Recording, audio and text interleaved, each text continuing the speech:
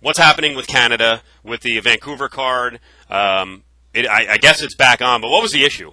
Well, the big issue, Steve, was that MMA is not legal yet in Canada, believe it or not. It's not covered by a national law, so it's by province that they have to go ahead and regulate it. It's not, they'd have to change the criminal code, actually, to make it legal in Canada.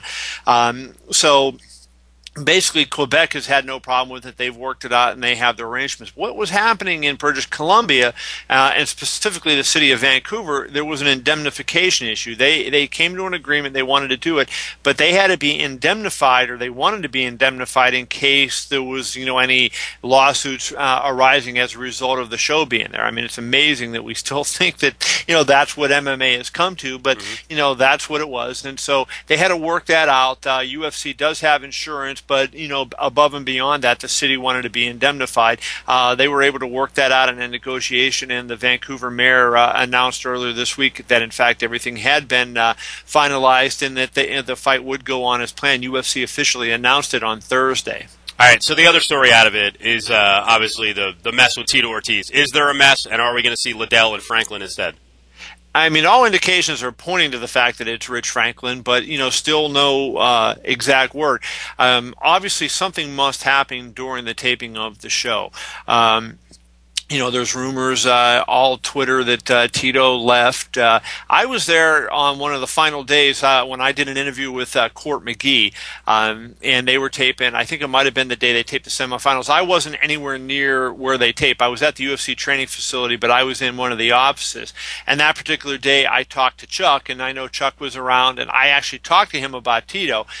He was a good employee because he didn't mention anything that had come up.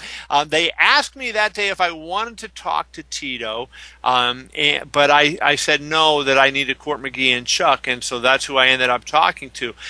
So not sure exactly what the situation is, but all indications really are now. And one of the hints was, when it looked like Vancouver wasn't going to happen, Steve, was they were talking about going to Cincinnati. What reason would you have to go to Cincinnati for a normal UFC card unless you're going to have Rich Franklin in the main event? All right, we got some other loose ends to tie up a little bit, and I don't know if you have answers on this. I got Big Ben. Yeah, there you go. Well, be careful. Keep his pants on. Don't put any 20-year-olds in the house with him. What's happening, number one, with ratings numbers? I saw the Spike Show did pretty well. Yeah. I thought your nugget, I don't even know if you put it out yet, but your nugget on Showtime Freeview Boxing, which was a good card. Arthur Abraham and Durrell turned out to be a wacky fight, but that was a big-time fight. That went head-to-head against a $45 and $55 pay-per-view. So how did UFC 111 do against a Showtime Boxing Freeview? UFC 111, Steve, actually did very, very well. It sold 770,000 on pay-per-view, which was really terrific when you consider, that the economy's bad, that, they hadn't been doing quite as well on the most recent pay-per-views. It shows what impact George St. Pierre and the heavyweight division have, frankly. But here's the interesting thing. Showtime had a free preview weekend, a really strong fight, as you say, Arthur Abraham, Andre Durrell. That did 736,000 viewers.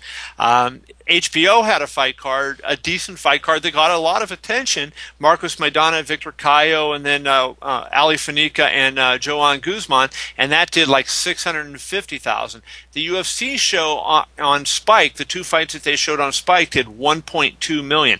So obviously that was a really big weekend for UFC, going head-to-head with the NCAA basketball tournament. It was the Elite Eight. There was games going on.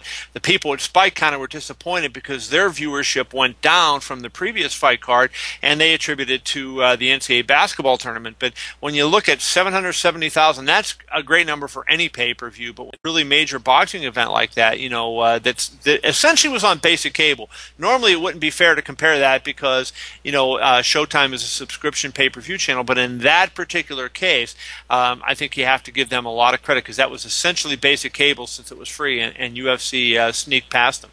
And we should mention one more. The card on Versus, I thought your nugget on this one about hockey, because obviously both are now back on DirecTV. The UFC debut on Versus did big numbers. Didn't hockey do a record number their first game back on satellite?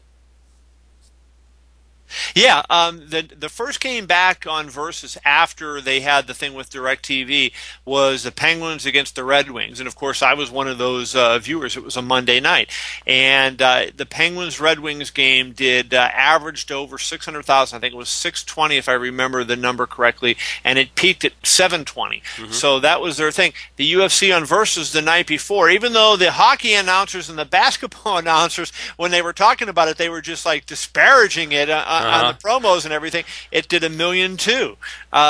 You know, so that just shows the strength of MMA. Yeah, it shows the strength of UFC, but it also shows the strength of the sport. People are into the sport, and I think this is just going to really grow as time goes on. And you know, you replace some of the skeptics who are, you know, I think primarily the older folks, you know, my age, and get some of the younger kids in who are growing up with this. One last note from, and this was from last weekend at UFC 111. Maybe you can give us an educated guess. Dana White kind of teased us a bit when we were talking about GSP in his next matchup. We were talking about the welterweight division. We mentioned Koscheck and Daly. You know, is the winner going to get GSP? Then he threw something out and said, "I'm working on something for the next reality show, TUF 12." So what does that mean? Does that involve GSP, Daly, Koscheck? Is Jake Shields involved, or is it something out of left field where it's, you know, James Toney and someone? Well, I think what they're doing is going to be a USA and Canada. That's kind of what I think they're working on, and that's why GSP might be involved in that, and that might you know, have some impact right there.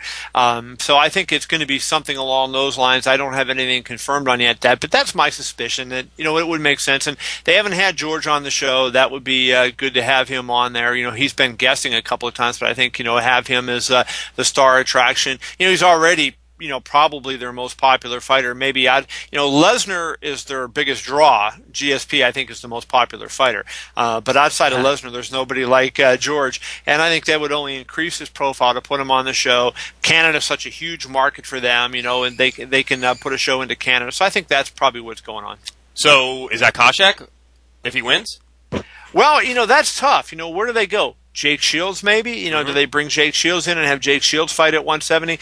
You know, I saw Chuck Liddell tweeted the other day that he hopes Jake Shields sign with UFC. Well, I think, you know, Chuck knows something there. You know, Chuck and Jake are friends. Jake is under contract to Strikeforce, and he has a fight coming up against Dan Henderson.